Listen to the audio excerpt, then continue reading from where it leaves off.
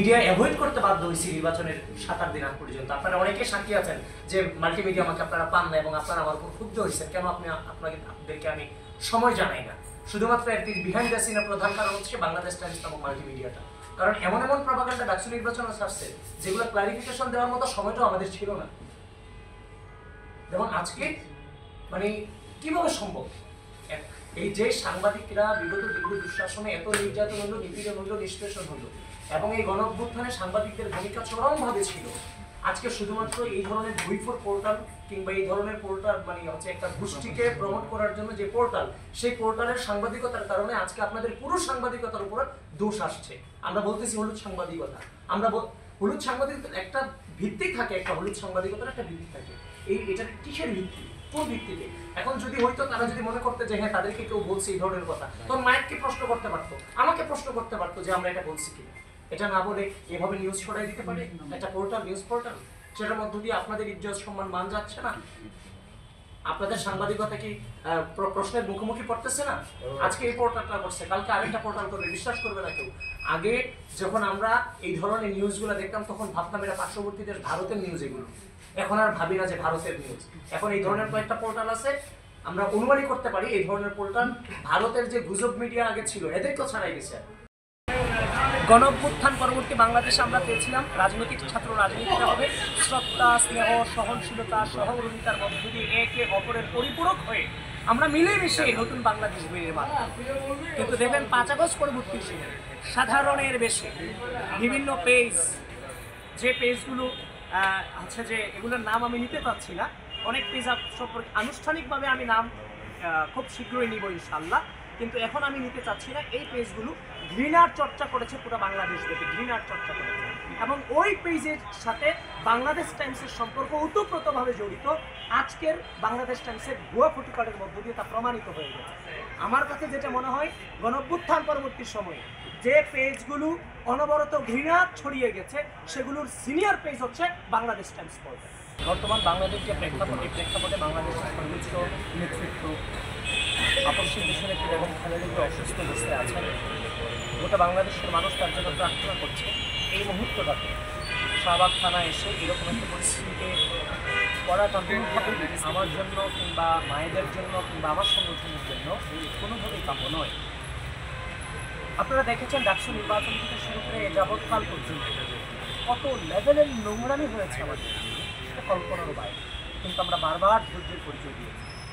কোনোভাবে বাক স্বাধীনতার ব্যাপারে আমরা আপোষহীন ছিলাম। আমরা চাইনি, আমরা সমালোচকদের সমালোচনা করার সুযোগ দিয়েছি, কিন্তু যে কথা আমি বলিনি সেই কথা আমার নামে তার বক্তব্য, সে বক্তব্য বানিয়ে আমার নামে ছেড়ে দেওয়াটা এটা তো কোনোভাবে সাংবাদিকতার মধ্যে পড়ে না, কোনো নর্মসই পড়ে না, এবং যেটা সামাজিকভাবে আমার সম্মান, আমাদের সম্মান এবং আমার সাংগঠনিক সম্মানকে ক্ষুণ্ণ করে। আজকে যখন আমি কেআইডিতে একটা অনুষ্ঠানে ছিলাম, সে অনুষ্ঠানে থাকা অবস্থায় আমি দেখতে পেলাম বাংলাদেশ টাইমসে একটা ভুয়া ফটোকার্ড, যে কথা আমি বলিনি, যে কথা মায়ের বলিনি, আমাদের নামে কোনো প্রকার তথ্য প্রমাণ ছাড়া, আমাদেরকে জিজ্ঞাসা করা ছাড়া আমাদের নামে ফটোকার্ড বানিয়ে এরা প্রচার করে দিয়েছে। পরবর্তীতে যার ফলশ্রুতিতে আমি মায়েদের সাথে কথা বলেছি, আমরা সিদ্ধান্ত নিয়েছি যে কথা আমরা বলিনি, আমাদের নামে এদের মন গড়া কথা বানিয়ে প্রচার করে দেয়া আমার নিজের জন্য, মায়েদের জন্য এবং আমার যে সংগঠন বাংলাদেশ জাতীয়তাবাদী ছাত্রদল, সে সংগঠনের ভাবমূর্তিকে ক্ষুণ্ণ করছে।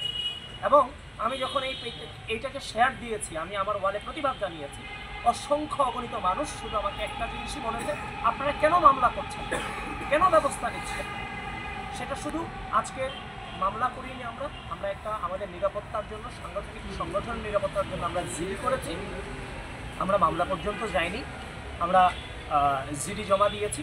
সেটাও হচ্ছে যে যারা আমজনতা আছে, জনগণ আছে কিংবা ফলোয়ার্স আছে, সকলের সম্মতিক্রমে এক প্রকার সেটা বলতে পারে। কারণ এগুলো তো অনবরত হচ্ছে, এগুলোর বিরুদ্ধে যদি কোনো প্রকার ব্যবস্থা না নেই সেটা মনে হয় যে হ্যাঁ আমরা অপরাধী, সেই জন্য আমরা ব্যবস্থা নিচ্ছি, ব্যাপারটা এরকম মনে হয়। তো যার ফলশ্রুতিতে বাংলাদেশ টাইমসের এগেনস্টে আমরা আমাদের নিরাপত্তার সাথে আমরা জিডি করেছি। শুধু বাংলাদেশ টাইমস নয়, বাংলাদেশ টাইমস হচ্ছে তাদের একটা, এটার অফিস আছে, এটার কর্মকর্তা কর্মচারী আছে, এটার অসংখ্য অগণিত রিপোর্টার্স আছে। সুতরাং এই ধরনের একটা অথেন্টিক পেজ যদি তাদের মনে হয়ে থাকে আমি আর মায়ের এই কথা বলতে পারি, তাহলে তারা অবশ্যই আমাকে ফোন দেওয়া উচিত ছিল। আপনারা তাই করতেন, তাই না? আপনারা তো তাই করতেন, আমাকে জিজ্ঞেস করতেন যে ভাই আপনি এই কথা বলেছেন কিনা। কোনো প্রকার ফোন কল ছাড়া তারা আমাদের নামে এই ধরনের ফটোকার ছেড়ে দিয়েছে। দেখেন বিগত দীর্ঘ 2 শাসনে সাংবাদিকদের ভূমিকা ছিল অতুলনীয়। কত সাংবাদিক তো এই গণ-অভ্যুত্থানে সাংবাদিকরা পর্যন্ত জীবন দিয়েছে। আজকে এই অন্যায়ের বিরুদ্ধে লড়াই করতে গিয়ে আপনারা আপনাদের সহকর্মীদেরকে হারিয়েছেন এবং অনেকে নির্যাতিত হয়েছে, চাকরি হারিয়েছেন, নিপীড়িত হয়েছেন, দেশান্তরিত হয়েছে। আজকে এই ধরনের ভুয়া ফটোকার্ডের কারণে শুধুমাত্র ওই নির্দিষ্ট ইনস্টিটিউশনটা দূষিত হচ্ছে না, গোটা সাংবাদিকতার পেশাকে প্রশ্নবিদ্ধ করা হচ্ছে এটার মধ্য দিয়ে। যার ফলশ্রুতিতে সকলের নিরাপত্তার স্বার্থে, শুধু আমার মায়ের কিংবা সংগঠনের নিরাপত্তা না, সকল সাংবাদিকদের নিরাপত্তার স্বার্থে আমি বাংলাদেশ টাইমসের এগেনস্টে জিডি জমা দিয়েছি। তারা রিসিভ করেছে এবং বাকি কার্যক্রম থানা তার মতো করে চালিয়েছে। পরবর্তীতে মামলা করার সম্ভাবনা আছে কিনা সেটা পরিস্থিতি বলে দিবে। আমরা তো বলেছি, দেখেন এখানে আমরা ভাই ব্রাদার, আপনারাও খুব কাছের, আমরাও আপনাদের খুব কাছ থেকে ডাকসু নির্বাচন থেকে শুরু করে প্রত্যেকটা জিনিসকে আপনারা কাভারেজ করেছেন, খুব কাছ থেকে আমাদেরকেও আপনারা দেখেছেন, আপনাদেরকেও আমরা চিনি। এই ধরনের নোংরামি যেটা হচ্ছে যে কোনোভাবেই কোনো সাংবাদিকতার কোনো নর্মালসের সাথে যায় না, এটা করাটি কোনোভাবেই উচিত, সমীচীন। যার কারণে বাংলাদেশ টাইমস কিন্তু এখন না, এর আগেও ডাকসু নির্বাচনের সময় কিংবা ডাকসু নির্বাচনের পরে আমার নামে প্রপাগান্ডা ছড়িয়েছে। তাদের যারা দায়িত্বশীল ব্যক্তি ছিল তাদের সাথে আমি কথা বলেছি, তারা আমার সাথে এক প্রকার মিসবিহেভ করেছে।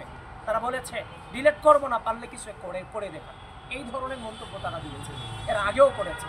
কিন্তু সর্বোচ্চ ধৈর্যের পরিচয় দিয়েছে যে না, আশা রাখছিলাম হয়তো বা একটা সময় তারাও ঠিক হয়ে যাবে, কিন্তু কীভাবে ঠিক হবে, তারা তো অনবরত প্রপাগান্ডা ছড়িয়ে যাচ্ছে। এই জন্য আপনাদের মধ্য দিয়ে সকল সাংবাদিক ভাই বোনদেরকে আপনাদেরকে সচেতন করব, আপনারাও এটার বিরুদ্ধে জোর আওয়াজ তুলবেন। কারণ এই জিনিসটা শুধুমাত্র তাদের ইজ্জত সম্মান নষ্ট করছে না, আপনাদেরকেও প্রশ্নের মুখোমুখি ফেলে দিচ্ছে। কারণ আপনাদেরকে সামনে সেফ ফিল করবে না অনেকেই, কারণ জিনিস হচ্ছে একটা, বানিয়ে দিচ্ছে আরেকটা। এই ধরনের সাংবাদিকতার বিরুদ্ধে আশা করি আপনারাও আওয়াজ তুলবেন, আপনাদের প্রফেশনের হচ্ছে যে সম্মান রক্ষার সাথে।